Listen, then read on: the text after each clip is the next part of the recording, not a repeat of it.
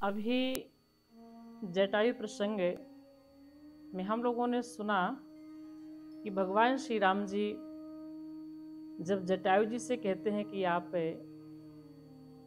कुछ दिन तक और जीवित रहिए, तो जटायु जी ने कहा नहीं प्रभु, ऐसी मृत्यु आगे चल करके क्या मुझे मिलेगी कि मैं आपकी गोद में आपके मुखारविंद का दर्शन करते हुए अपने शरीर का परित्याग करूं तो मैं जीवित रहूं। श्री राम जी ने कहा है संभव तो नहीं है। तो जटायु जी ने कहा तो फिर मैं जाना चाहता हूं।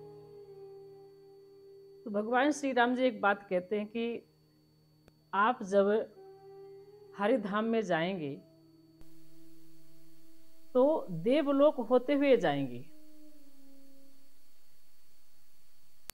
तो वहां पर देवलोक में मेरे पिता श्री हैं, तो मेरे पिताजी को आप सीता हरण का प्रसंग नहीं सुनाइएगा। तो कौन सुनाएगा, जटायु जी पूछते हैं। तो राम जी ने कहा कि सीता हरण तात जन कहाऊ पितासन जाए, जो मैं राम तक कुल सहत कहाई दसानन आए। सीता हरण का जो प्रसंग है आप मत सुनाइएगा। मैं अगर राम हूं, मैं दशरथ पुत्र हूं, तो मैं यहाँ पर संकल्प लेता हूं कि मैं जाकर के रावण को मारूंगा, और रावण ही आएगा वहां पर, और रावण खुद बताएगा मेरे पिताजी से कि मैंने सीता जी का हरण किया था, इसलिए आपके पुत्र ने मुझे मारा है। तो जटायु जी इस प्रकार से देवलोक, क्योंकि दशरथ जी महाराज देवलोक में थे और जटायु जी को बैकुंठ धाम जाना है, तो देवलोक के रास्ते से ही बैकुंठ धाम जाते हैं लोग। ऐसा हमारे शास्त्रों में है, लिखा भी है कि गीध तेह तजे धरि हर रूपा, गीध का शरीर उन्होंने त्याग किया और भगवान के स्वरूप को धारण किया। और अविरल भगत मांग वर गीध गयो हरिधाम, अतेह की क्रिया जथोचित निज कर कीन्ही राम।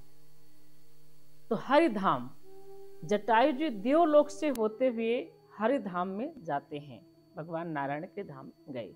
तो ये हम शास्त्रों में सब पढ़ते हैं कि ये देवलोक है, हरिधाम है, ब्रह्मलोक है, और स्वर्ग है, नरक है, ये सब हम पढ़ते हैं, लेकिन अभी देखे तो नहीं है।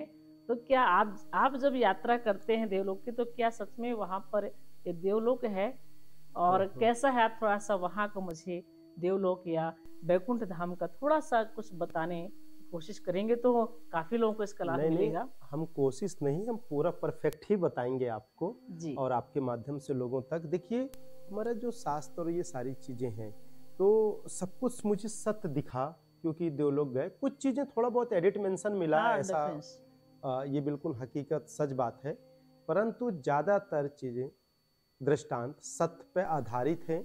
और जटायु की बात करेंगे तो देखिए, मैं तो रामचरितमानस का अनुसरण तो करते हैं, बट मैंने शास्त्रों को ज़्यादा पढ़ा नहीं, मेरा आत्मबोध का ज़्यादा चला और ध्यान साधना में मेरा जीवन बीता।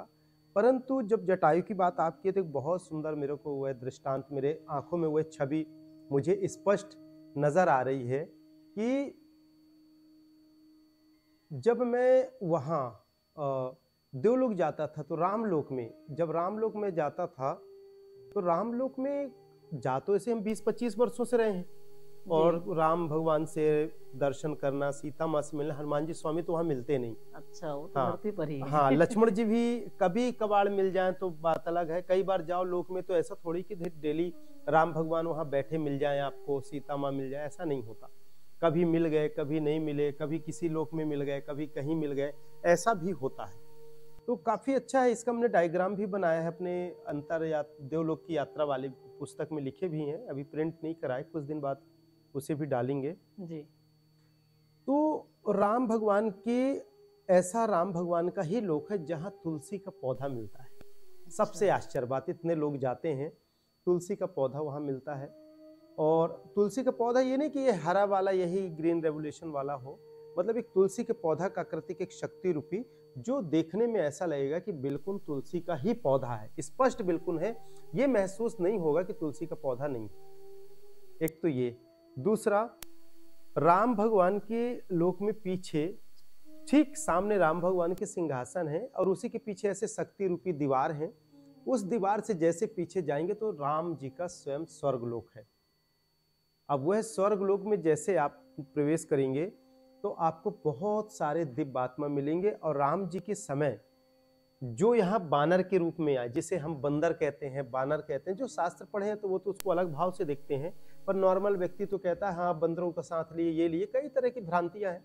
तो उनके भ्रम दूर करने के लिए बहुत अच्छी बात है जो हम बता रहे, वह जो थे ना वो सब प्री प्लान स्क्रिप्टेड था, सब कुछ, सब देवलोक से ही वो आत्माएं आए, सब बानर का रूप लिए और सब ये योग लीला किए, और सबको पता था कि हमारी भूमिका क्या है, हमारी भूमिका क्या है। जैसे हम एक मंच में जाते हैं ना नाटक करने, तो हमको पता मेरा ये रोल है, मेरा ये रोल है, पर हमको वास्तविक अपना पता रहता है कि क्या है।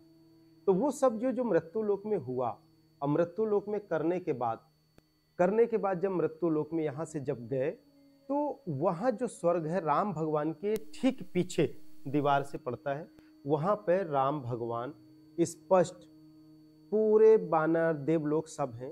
पहले तो मुझे पता नहीं था, काफ़ी दिन तक वहाँ से गए नहीं, पर जब मेरा जाना चालू हुआ, मतलब एक दिन ऐसे ख्यालात आए कि ये नीला प्रकाश का है दीवार सा, इसके पीछे क्या है देखूं। तो अपनी शक्तियों से वही तुलसी माता और झूला में कभी कभी मैं भी जाता हूँ तो झूलता हूँ, और फिर वहाँ से उस दीवार को हमने, प्रकाश रूपी दीवार को पार किए। जैसे हम पार किए तो पीछे देखे तो वहाँ तो बड़े बड़े आत्माएं तपस्या कर रही हैं, बहुत सारे। तो जैसे वो देखे तो मुझे पहचान लिए, तो बोले आप मृत्यु लोक से आए हैं? मैं कहा हाँ मैं मृत्यु लोक से आया हूँ, पूर्व में मैं यहाँ था और अभी मैं मृत्यु लोक में हूँ। तो उन्होंने मृत्यु लोक का दृष्टांत बताया, बोले हम भी गए थे, हम राम युग में गए थे। उन्होंने बहुत सारे अनसुलझे रहस्य के बारे में बताया मुझे, बहुत आश्चर्यचकित, क्या आश्चर्यचकित तो मेरे को नहीं लगा क्योंकि मेरा रूटीन है, पर उनके साथ बैठ के मैंने बात किया। फिर वहाँ फिर और बड़े बड़े ऋषि तपस्या कर रहे हैं, बहुत बड़े बड़े। फिर एक ऐसे आत्मा मिले, जब उनसे बात की तो उन्होंने फिर अपना रूप दिखाया जटाई वाला। तो बोले ऐसे दाढ़ी और ऐसे थे, तो दो ही पैर, पंख और पक्षी तो नहीं दिखा मुझे, पर जटाई रूप में दिखा। बोले मैं जटाई की भूमिका में मैं मृत्यु लोक गया था, और बड़े गंभीर, बड़े स्थिरता, बड़े, अभी भी मैं मिलता हूँ, कभी कभी जाता हूँ, और इतना डीप ज्ञान, इतना डीप, जो बानर सेना के रूप में जो आत्मा है वो तो सब साधना कर रहे हैं, तपस्या कर रहे हैं।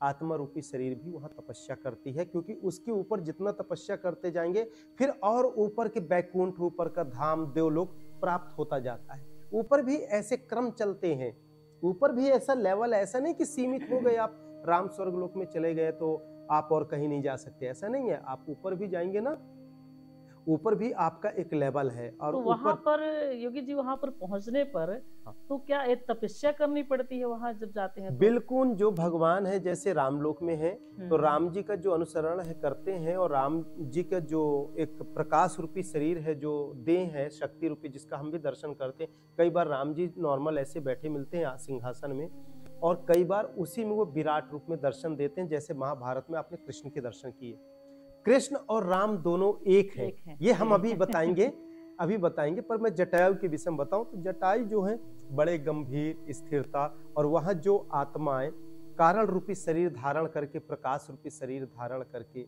जो तपस्या कर रही हैं, उसी में जटायु का एक अलग कक्ष, एक अलग रूप और एक अलग प्रकाश, एक अलग कमरा, एक अलग आभा मंडल है, अलग प्रतिष्ठा है, बहुत ही अलग।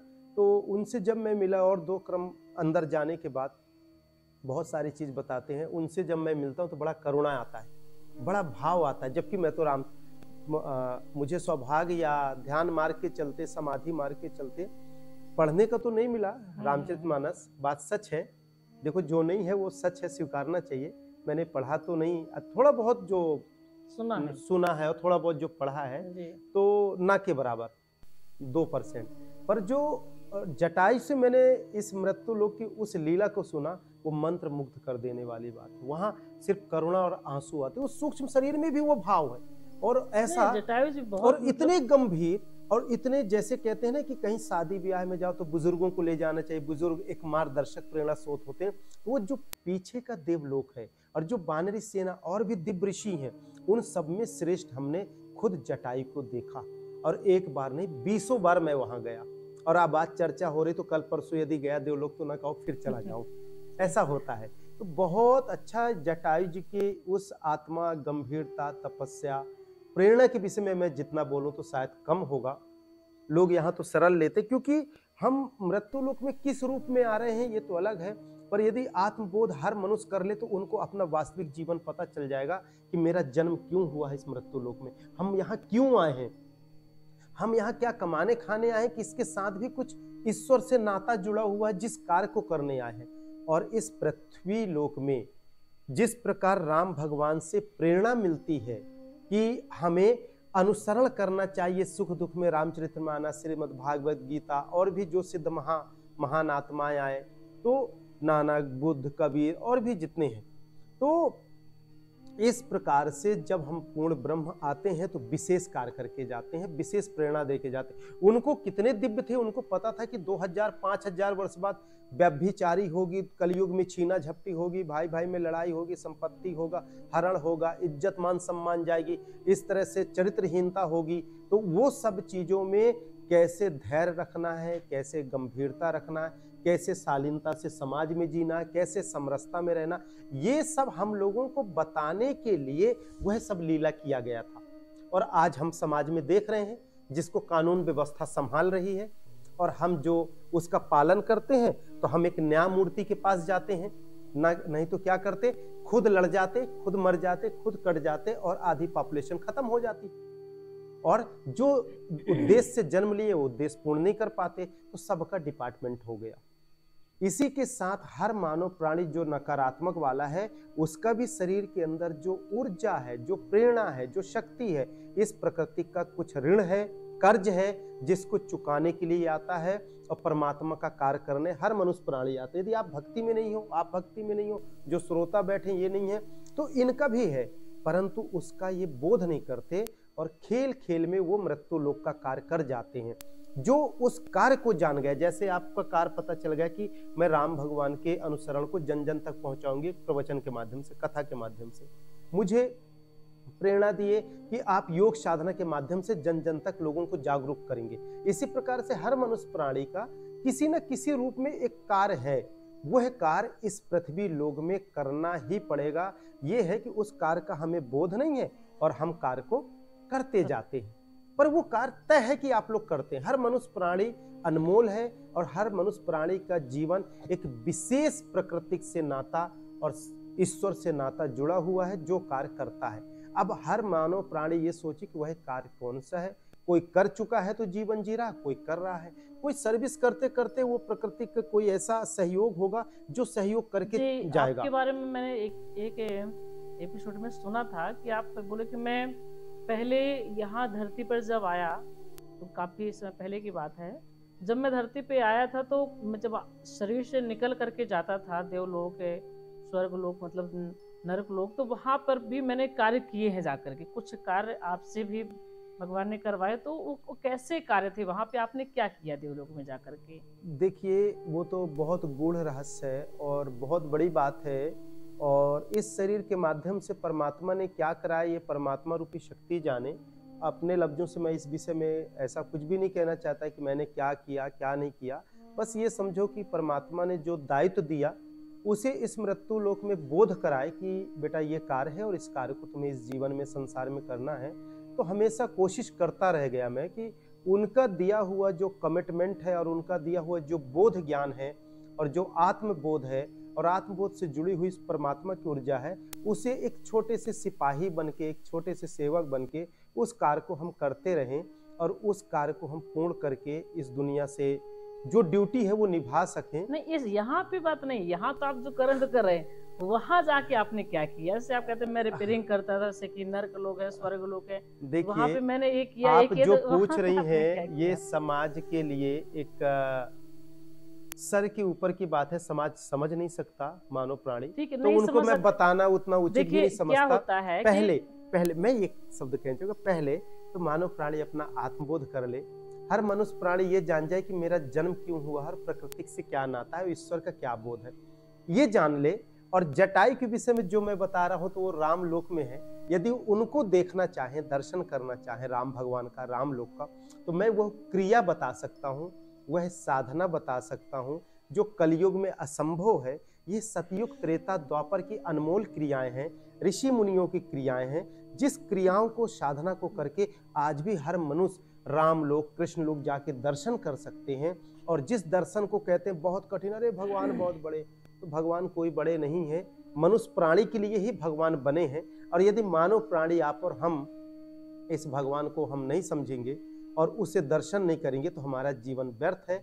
और दर्शन से आपका कायाकल्प होना है। एक फैक्ट्री से 10 फैक्ट्री खुलेंगे, परंतु तृष्णा में नहीं फंसोगे, आप तनाव में नहीं रहोगे, हेडक नहीं होगी, चीटिंग नहीं होगी, और नौकरी में प्रमोशन धन प्रमोशन होगा। और जो गरीब है, मध्यम वर्गीय है, यदि उनके पास 5 रुपए है तो उनको 5 करोड़ की अनुभूति होगी, और 5 करोड़ का उनका कार्य होगा, मतलब उनका कार्य रुकेगा नहीं, कभी रुकेगा नहीं, तनाव नहीं होगा, आनंद रहेंगे। तो परमात्मा का मार्ग एक आनंद का मार्ग है। उस आनंद की अनुभूति करें और परमानंद में डूब जाएं और ब्रह्म की अनुभूति करके भाव विभोर हो जाएं। और मैं देवलोक में क्या किया नहीं किया वो तो एक अलग विषय, आप क्या कर सकते हैं उसका मार्ग लेना हो तो मेरे से जो सेवा होगी करूंगा। इस प्रकार से जटायु प्रसंग को आप समझ सकते हैं। जी, जटायु, देखिए जटायु प्रसंग के बारे में जो आपने बताया कि वहाँ वो बहुत ही गंभीरता के साथ, और यदि अंदर जाना चाहे तो मैं उसके अंदर और बता सकता हूँ। बहुत सुंदर स्वर्ग है, ऐसे ऐसे स्वर्ग है जहाँ डेली भगवान रथ में, जैसे राम लोग, यदि कोई कहता है ना कृष्ण लोग जाना है, तो कृष्ण मार्ग जाने का, कृष्ण लोक जाने का, कृष्ण धाम जाने का, राम स्वर्ग लोक से ही पीछे के रास्ते से, मतलब सामने ये राम भगवान बैठे, आपका ये मार्ग है, और ऐसे यहीं से जाते हैं प्रणाम करते हुए और फिर कृष्ण लोक में जाते हैं। पर कभी आप कृष्ण से मिलेंगे और राम से कहो कि एक साथ दर्शन पालो, तो दोनों जैसे आएंगे ना तो एक दूसरे में समाहित होकर एक ही रूप हो जाता है। कभी एक बार शायद मुझे अलग रूप में जिद किया हो तो विखंडन रूप में मिले हैं, नहीं तो एक हो जाते हैं। कृष्ण लोक में जाएंगे तो पांडव आज भी वही हैं, और हर लोक की एक दैविक शक्तियों के एक अलग कक्ष है जहां नीले प्रकाश का बहुत डीप प्रकाश और शक्तियां मिलती हैं। अभिमन्यु चक्र के विषय में पता है कैसे भेदन होता है। अर्जुन से बहुत सारे ज्ञान मैंने भी प्राप्त किया था कि कलयुग में समाज के बीच में उन शक्तियों से जो समाज का दोहन हो रहा है, मानो मृत्यु लोक में जो हो रहा आज वर्तमान में, उसमें कोई सेवा की जरूरत पड़े तो कर सकूं। ऐसे भी कुछ गोपनीय क्रियाएं और शक्तियों को भी लेके आया जो काफी सजो के रखा हूं, और कोई मिलेगा पात्रता तो बताऊंगा, देंगे। अब कई लोग तो हमारी इस बातों से सोचेंगे कि यार ये तो बता रहे हैं, कल्पना करते होंगे, जाते होंगे, तो मैं कहता हूँ भैया आप लोग भी थोड़ा कल्पना तो कर लो, 10-20 साल तक इस तरह का करो तो सही। हम भी तो चाह रहे कि कल्पना से ही परिकल्पना और प्रत्यक्ष बनता है। आप ऐसा नहीं है, हर इंसान जा सकता है। जिसको एस्ट्रल ट्रेवल करना है, देवलोक करना है, तो संपर्क करना। हमारा आस क्रिया योग के माध्यम से ये अद्भुत विलुप्त क्रियाओं को ही बताया जाता है। जो लोग नहीं समझ पा रहे तो सुबह शाम जो जूम लिंक के माध्यम से, जूम मीटिंग के माध्यम से जो हम कार्यक्रम करा रहे हैं, अभी बहुत बेसिक कराने की कोशिश कर रहे हैं। और मुझे लगता है मैं बेसिक कहाँ से उतरूं, कहाँ से स्टार्ट करूं, बेसिक जानता ही नहीं हूं कि क्या होता है। मुझे भी लगता है मेरा जो अध्यात्म के मामले में स्थिति अपने लफ्जों से नहीं कहना चाहिए, इस तरह से है कि जन्म हुआ तो घर में चार्टर प्लेन और हेलीकॉप्टर खड़ा है, मतलब अध्यात्म की वो प्राप्ति हुई कि जप नाम और ये सारी चीजें, बेसिक चीज पता ही नहीं। अब मुझे ध्यान साधना में लोगों को नहीं आ रहा समझ में, तो बेसिक कराने की कोशिश करें तो मैं खोजता हूं कहां से स्टार्ट करूं, मतलब नीचे। लेकिन देखिए अब आप ध्यान मार्ग में चल रहे हैं, तो क्योंकि आम जनता जो है, आम लोग जो है उतना परफेक्ट नहीं है, तो ऐसे सहज मार्ग से, मतलब सहज भाव से और सहज तरीके के माध्यम से जब ध्यान आप करवाएंगे तो निश्चित करके लोगों को उसका लाभ मिलेगा। क्योंकि ध्यान मार्ग बहुत कठिन है हमारे शास्त्रों के अनुसार। देखिए बीच में रोकना चाहूंगा आपको। ध्यान मार्ग कठिन इसलिए आप कहती हैं, ध्यान मार्ग कठिन है इसलिए आप कहना चाहती हैं क्योंकि आपका ध्यान मार्ग नहीं है। अब आप जाओ रनवे में और पायलट से बोलो कि आप जहाज कैसे चलाते, बोले बहुत सरल है, मैं तो डेली चलाता हूँ जी, है ना। अब घोड़ा गाड़ी चलाने वाले से बोलेंगे तो वो कहेगा हाँ मुझे बहुत सरल है। जो जिस मार्ग में है वह मार्ग धीरे धीरे उसका सरल हो जाता है, पर इस प्रारंभिक में कठिन होता है। और मैं मानता हूँ कि ध्यान मार्ग बराबर सरल कुछ नहीं है। पूछिए क्यों? क्योंकि ध्यान मार्ग में ना तो हमको ऐसे नोटबुक खोजने की जरूरत है, ना उसको खरीदने की जरूरत है, ना उसे खोल खोल के पढ़ना है बाहर के तरंगों से। वो अंदर सब कुछ है, अंदर से निकालना है, बोलना है, मतलब कोई भेद नहीं, कोई डिस्टेंस नहीं। तो वो तो है नहीं ना ऐसा। और ध्यान मार्ग यदि कोई कहता है कि कठिन है, और ध्यान एक ऐसा मार्ग है, भक्ति मार्ग को आपको प्राप्त करना पड़ता है। भक्ति मार्ग में भेद है, भक्ति मार्ग में दूरियां हैं जिसको संचय करते हैं, संकलन करते हैं। जैसे बच्चा विद्यालय जाएगा पढ़ने, तो पढ़ने जा रहा है तो एक डिस्टेंस है ना स्कूल का, फिर वो पुस्तक लेके जा रहा है ना अपने साथ अलग से। यदि उसकी पुस्तक गिर जाए, रास्ते में बैग गिर जाए, तो वो क्या पढ़ेगा? कुछ नहीं पढ़ सकता है। बात सच की नहीं जी। और यदि स्कूल जाए और यदि उसके पढ़ाने वाले मास्टर गुरुजन नहीं आए तो वो नहीं पढ़ेगा, खोल के पढ़ेगा, चला आएगा, तो अज्ञान रह गया, अधूरा ज्ञान रह गया, होता है ना। परंतु ध्यान मार्ग तो जब हमारा जन्म होता है, और जब जन्म से लेके मृत्यु तक हर मानव प्राणी ध्यान करता है। आप भी ध्यान करते हैं, आप भी ध्यान करती हैं, आप भी ध्यान करते हैं, सब कोई ध्यान करती। इस जगत में ना 84 लाख योनि जो होती है, सारे जीव जंतु ध्यान करते हैं, जीव जंतु ध्यान करते हैं। मनुष्य की तो छोड़ ही दो।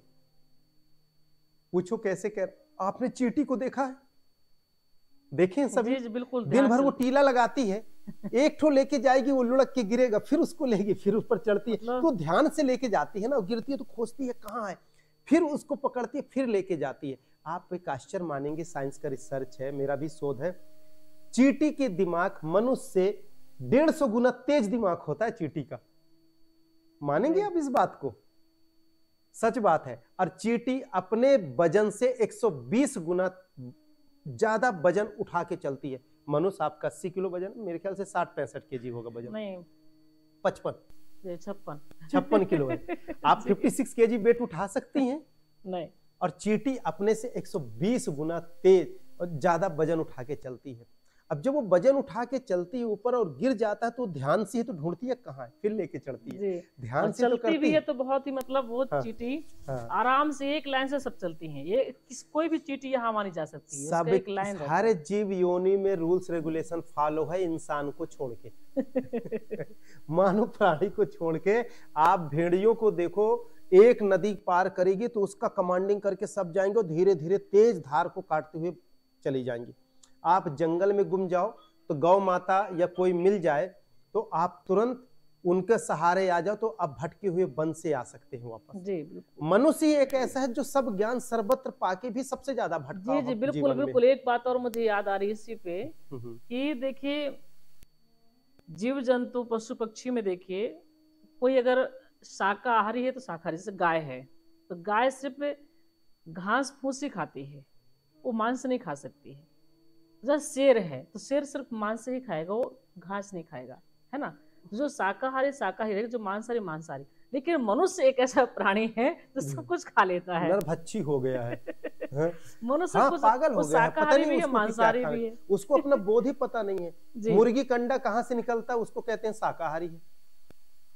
कहने का तात्पर्य मेरा कहने का तात्पर्य कि इंसान पूरी तरह से हो गया है। मैं ध्यान की विषय को पूरा कर दूं, नहीं तो वो डिस्कनेक्ट हो जाएगा।